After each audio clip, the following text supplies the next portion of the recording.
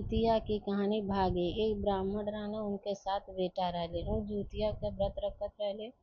हमेशा व्रत रहे तो जब होखे तब का करे बासी खा लेत रहलिन बिहान में जौने खातिर के गज गज लकड़ी काटे खातिर लड़के जा तो जंगल में अजगर रहता जौन उनके लड़कन के घोट लेत रहे। ऐसे के कुल 7 बार जुतिया के व्रत रहले। 7 बार उनके लड़के गईले जैसे लकड़ी काटे जा जंगल में अजगर रहे उनके लड़कन के खा लेत रहे।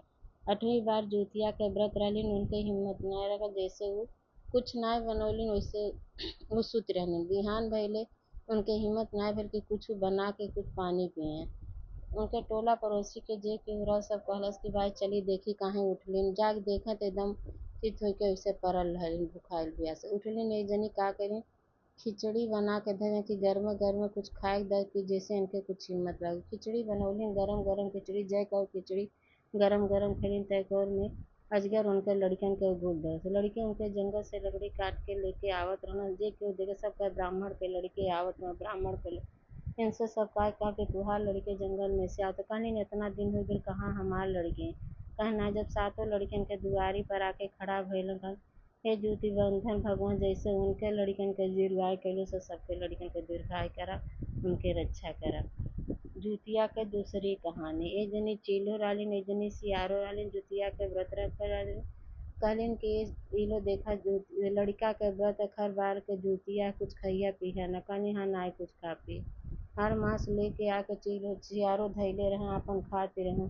चीलो कहे ए बहनी सियारो कहे का बहनी चीलो कहे कि काहे चुरुर मुरुर कुछ तो कहनी बहनी व्रत बाटी करवट लेते तो हमार पजरिया के हरवा चुरुर मुरुर बोलत हम कुछ खा पिए। कहे बहनी देख लिया बेटा के व्रत हर बार के जुतिया है कुछ खइया पिया कहे नाही।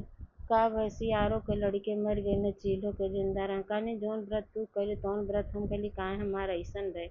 कहे कि चला भाई राजा के दरबार में चल जा। राजा न्याय राजा के दरबार में गइलन। चीलो सियारो जीत गइले राजा के दरबार। राजा से कहना कि भाई जौन व्रत हम कही तौन व्रत इहो के काहे इनके लड़के जिए न काहे हमार मर जान।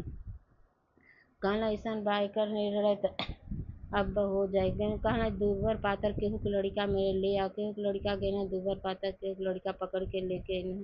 कहना जे लड़का के रोमा बीन ढारी ते व्रत पता चली कि ते व्रत बा। सियारो ठीक कहली हम त व्रत रहबा करीले हम्मा कौन का कहीं सियार लड़का के रोआ बीनल चीलो कहीं चाहे कि हमरे व्रत के विश्वास करे या ना करे हम ना ऐसन कर।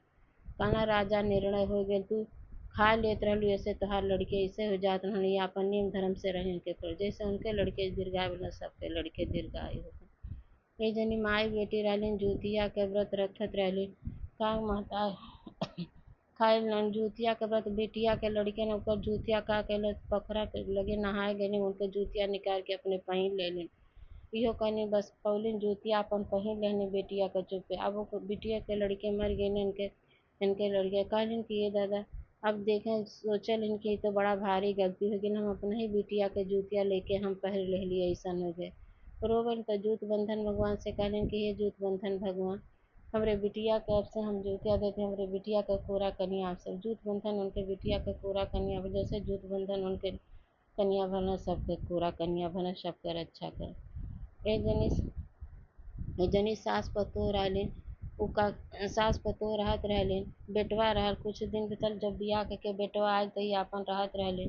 कहलिन कि जूत बंधन से कहलिन कि जूत बंधन बियाह करे जात रहना। कहना कि ये जात हवा बियाह करे त सोच विचार के करिया बे कहाँ सोच विचार के काहे नाई करब।